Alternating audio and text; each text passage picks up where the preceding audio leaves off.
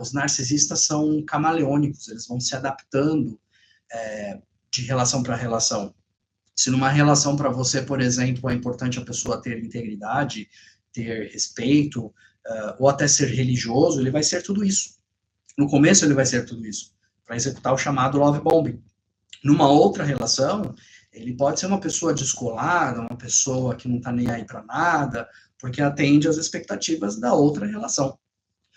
O problema é que quando nós ouvimos falar sobre o transtorno de personalidade narcisista, é uma dor descobrir que nós idealizamos uma ideia, nós vivemos e convivemos com uma ideia e não com uma pessoa real. E aí surge uma extrema dor, né? Surge uma extrema dor de ter que lidar com essa idealização, com essa fantasia que nós vivemos. Porque os narcisistas, na verdade, se adaptam e leem desejos e carências emocionais de uma maneira muito profunda. Eles criam uma espécie de avatar. E uma coisa interessante que eu pude perceber dentro de uma relação que eu vivi é que a vítima, ela se apaixona pelo reflexo de si mesma. Dentro de uma relação que eu vivi, eu pude notar que os valores daquela pessoa, os propósitos daquela pessoa, os sonhos daquela pessoa, o jeito de ser daquela pessoa que eu estava vivendo ali, convivendo por um longo período, eram meus. E isso me despertou um start muito grande de poder olhar para mim mesmo e falar, olha só, você é isso, você pensa isso, você sente isso, e não essa pessoa que está do seu lado. Então, o narcisista, ou narcisista pode ser homem ou pode ser mulher, tá?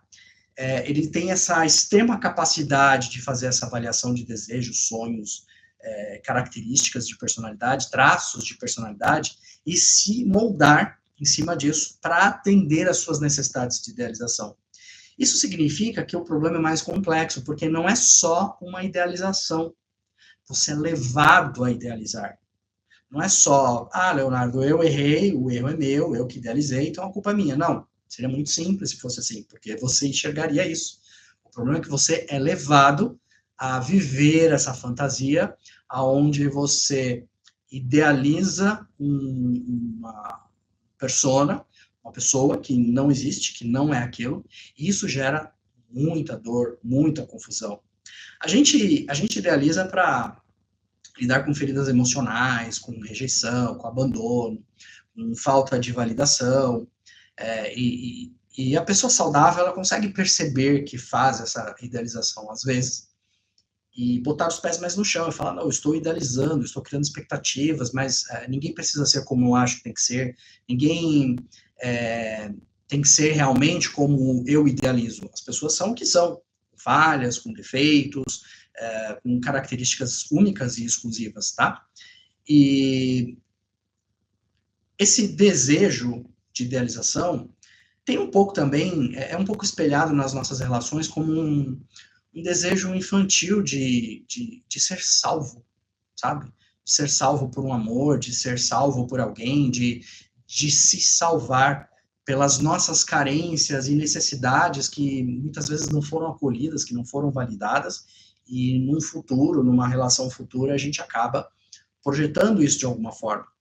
E é tão dolorido, né, lidar com esse tipo de idealização, porque exige com que você encare a realidade de que você está se apoiando numa imagem falsa, de que você está se apoiando numa fantasia. Só que muitas vezes a gente não quer voltar atrás, a gente não quer dar o braço a torcer de que estamos vivendo uma idealização. E aí a gente acaba sustentando a fantasia com várias promessas, várias formas de pensar, que são uma espécie de subterfúgios, ou seja, fugas, para a gente justificar a nossa própria maneira de lidar com isso, tá? De que, por exemplo, você começa a perceber que você está vivendo um relacionamento tóxico e você já começa a se dar conta de que você está vivendo uma idealização. E aí você para não ver isso, porque é doloroso, tá? É muito doloroso ver isso. Assumir que você fantasiou, você começa a ter pensamentos de que, por exemplo, ele ou ela vai mudar, que isso é só uma fase, que isso foi só um momento ruim, tá? Que ele ou ela disse que me ama, mas está tendo comportamentos agressivos, está tendo comportamentos tóxicos, está tendo comportamentos que me fazem mal, que fazem mal para a minha saúde, que me prejudicam e que demonstram, através do comportamento, que eu não estou sendo amado, que eu não estou sendo amada. Mesmo assim, a gente se agarra à fantasia com medo de perder. A gente se apega a uma promessa, a gente se apega mais à promessa da fantasia do que à realidade. Só que aí, em algum momento dessa relação tóxica com o narcisista, com a narcisista, a máscara cai. Porque essa farsa, ela não dura para sempre, tá? Pode demorar muitos anos, pode demorar 3 meses, pode demorar 1 ano, pode demorar 5, 10, 30 anos. Eu atendo pessoas que ficaram 30 anos dentro de um casamento com um narcisista, tá? Pode durar a vida inteira. Mas uma hora essa máscara cai. Essa promessa, ela se mostra fantasiosa. E aí a força do indivíduo, do sujeito, do homem, da mulher, não importa, está em assumir o luto, né? Em encarar que viveu uma fantasia, que viveu uma pseudo-relação. E aí surgem muitas coisas que nós temos que lidar depois do término de uma relação com um narcisista, que é a dissonância cognitiva. O que é a dissonância cognitiva? É uma dicotomia em que você fica em dúvida entre a versão real da pessoa e a versão tóxica. Você fica em dúvida entre o médico e o monstro, aquela pessoa que te fazia bem, mas aquela pessoa que também, ao mesmo tempo, ela era tóxica, ela te fazia mal, ela te manipulava, ela mentia para você. Isso gera uma dúvida e, ao mesmo tempo, isso gera uma conexão com a pessoa tóxica, com o ciclo do relacionamento tóxico com o narcisista, tá? Uma outra coisa que é difícil que nos prende ao ciclo é a vergonha do auto-engano, de você admitir que você mesmo comprou essa ideia. Claro que levado pela narcisista, tá? Que você mesmo começou esse processo de destruição, que você mesmo se enganou. Algumas pessoas não conseguem lidar com essa dor, não conseguem admitir esse auto-engano. E é preciso ser muito forte, é preciso ter muita força e trazer essa força lá de dentro para você admitir isso para si próprio, para si própria, tá? E uma outra coisa que nos prende também a uma relação dessas é a comparação com o início, é a comparação com o que nós vivemos, é a comparação com o love bomb, porque no início de uma relação tóxica com um narcisista, com uma narcisista, sempre é muito bom, sempre é maravilhoso, sempre é o príncipe ou a princesa encantada. E se desfazer dessa visão é extremamente difícil, é extremamente doloroso, tá? O ciclo de abuso, ele faz com que, não que nós sejamos dependentes emocionais, é claro que existem pessoas que têm essa característica, mas o ciclo de abuso nos torna dependentes, né, da pessoa, que ao mesmo tempo que causa nossas dores, é a promessa de que vai curar as nossas dores. O sofrimento, ele acaba sendo romantizado pela vítima, porque a vítima acha que essa pessoa é só um pouco desregulada, um pouco impulsiva, faz isso por amor, faz isso porque me ama, faz isso porque me quer bem, sente ciúmes, me humilha porque está desregulada emocionalmente, mas isso é amor. E a gente acaba confundindo comportamentos extremamente tóxicos e danosos para a nossa saúde mental com amor. E não é a mesma coisa, né? Não é verdade. E como sair dessa idealização, dessa fantasia que a gente cria do príncipe, da princesa, daquela pessoa encantada, daquela pessoa maravilhosa? O primeiro passo é você enxergar o narcisista homem ou mulher, não importa, como ele é, e não como você queria que ele fosse. É você enxergar a imagem real daquela pessoa cruel, mentirosa, mitomaníaco, porque eles são mitomaníacos, tóxica, que te prejudica, que faz coisas para te prejudicar. A partir do momento que você enxerga essa realidade, você começa a entender que não existe uma dicotomia, existe só uma pessoa ali. E o resto pode ser muito bem criado ou idealizado pela sua fantasia, pelo seu desejo de ser amado ou ser amada. Aceitar o luto do que nunca existiu. Aceitar o luto da fantasia. Entender que essa fantasia precisa morrer, que você precisa assumir as rédeas da sua vida, assumir a realidade, por mais dolorosa que seja, ter forças e entender que você viveu esse auto-engano, que você foi levado, você foi levada a isso. Entender a sua autorresponsabilidade, porque eu sempre falo, ninguém nunca é culpado de viver um relacionamento tóxico com um narcisista ou com uma narcisista. Ninguém nunca é culpado. Mas você tem a sua autorresponsabilidade a partir do momento que você desperta. Porque, tudo bem, algumas pessoas não estão despertas, estão com vendas nos olhos, porque querem viver essa idealização, essa fantasia. Mas a partir do momento que você desperta, é sua responsabilidade, e totalmente sua, sair dessa dor, sair desse local que você se colocou. É doloroso, é difícil.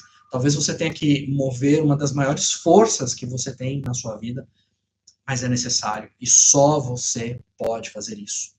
E a partir daí, ao viver esse luto, ao admitir a sua autorresponsabilidade diante disso, resgatar a sua identidade fora do olhar do narcisista, resgatar quem você é, o que você pensa, quais são os seus valores, quais são suas características, fora das acusações e fora do julgamento e fora do olhar do narcisista, que é sempre tóxico, é sempre de desprezo, é sempre de menosprezo, é sempre de desvalor, é sempre distorcido, porque essas pessoas com transtorno de personalidade, elas têm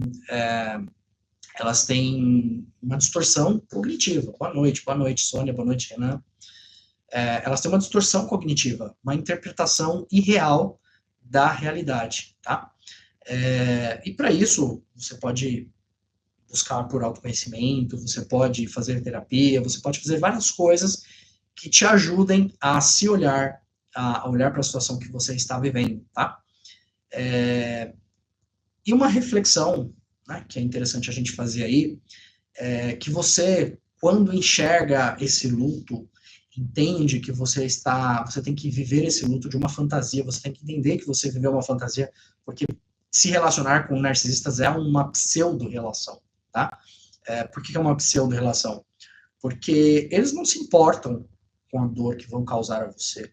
Eles não se importam com o sofrimento que eles irão infligir a você, com os transtornos mentais que você vai desenvolver por conta dos ataques psicológicos. Eles não se importam como a sua autoestima vai se destruir, eles não se importam como você vai se sentir pisando em ovos, como você vai se sentir desesperado, desesperada para tentar corrigir ou acertar essa relação. Eles simplesmente não se importam com nada, porque são pessoas que são incapazes de gerar conexão, são pessoas que são incapazes de amar, são pessoas que são incapazes de se importar com outra pessoa a não ser com si próprio, por serem ególatras, serem autocentrados. Então, você não está vivendo um luto, você não está vivendo um luto por uma pessoa real, você está vivendo um luto por uma pseudo-relação, uma ilusão que você criou, que você vivenciou, uma relação sem reciprocidade, onde só você sonhou, só você se conectou, só você amou, só você projetou um futuro real, porque até o próprio futuro que a gente tem com pessoas com transtorno de personalidade narcisista é o que a gente chama de futuro fake, é um futuro falso, um futuro que nunca chega.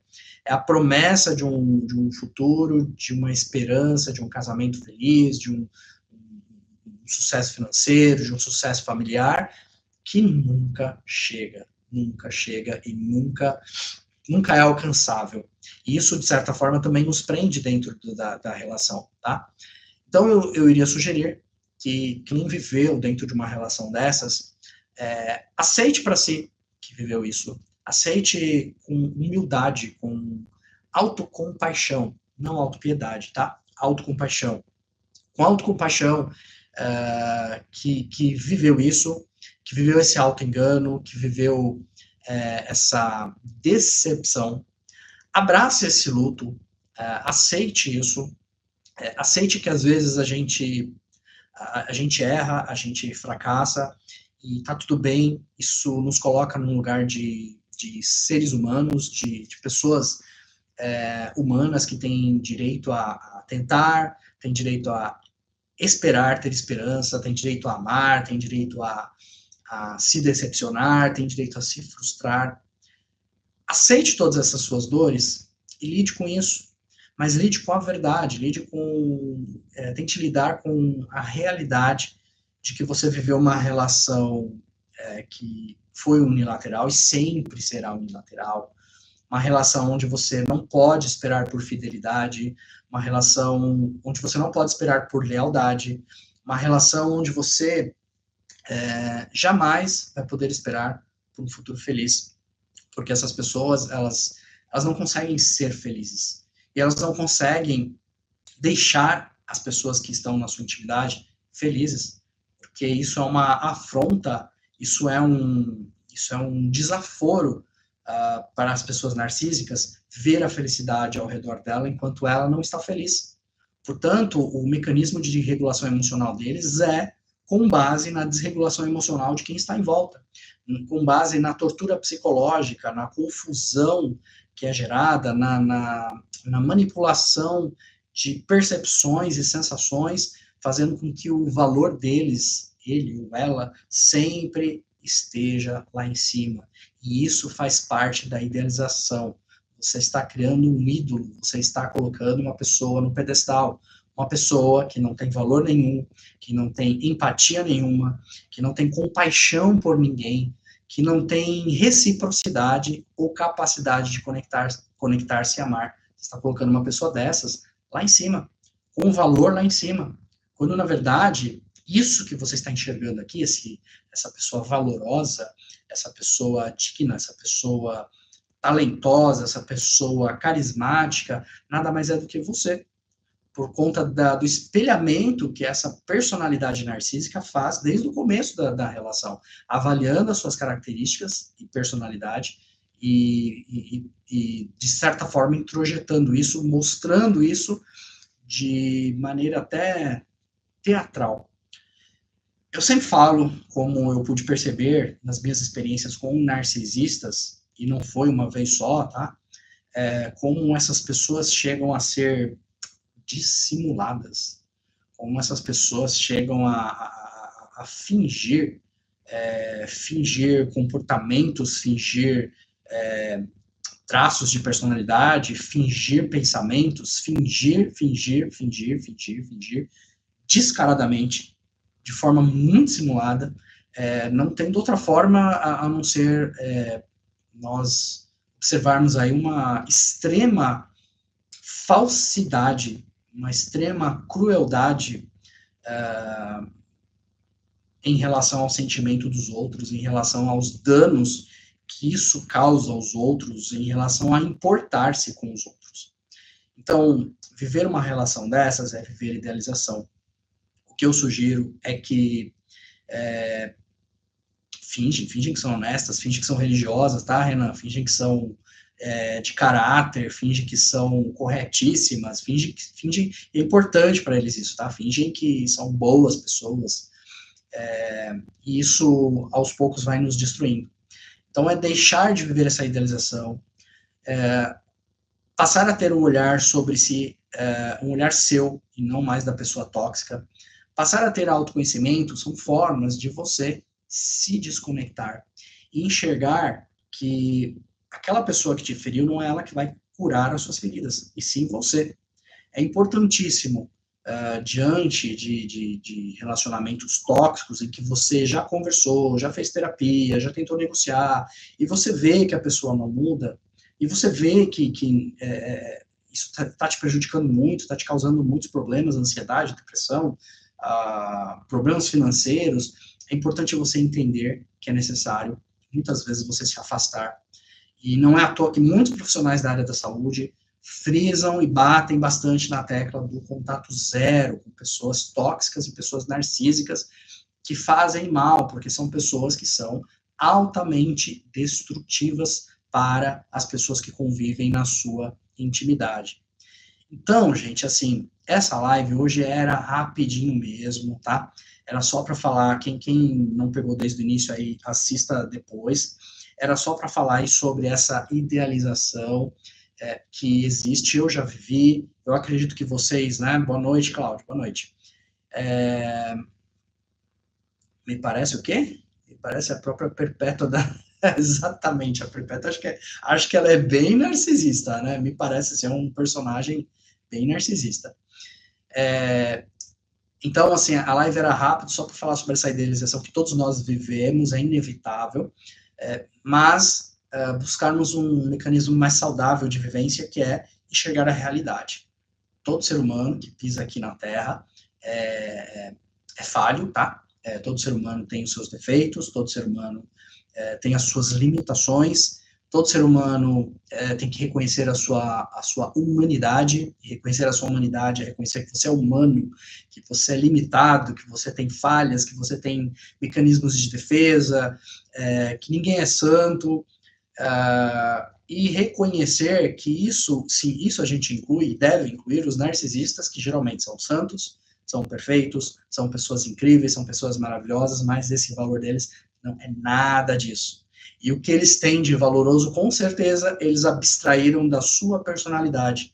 Então, observe aquela pessoa que você idealiza demais, se nela não existem alguns traços que você admira, que são seus.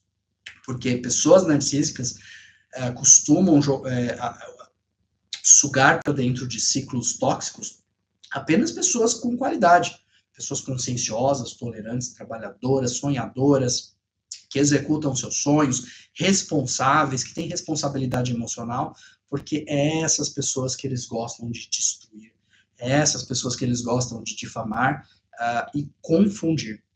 Então, gente, eu vou encerrar a live, era rapidinho, tá?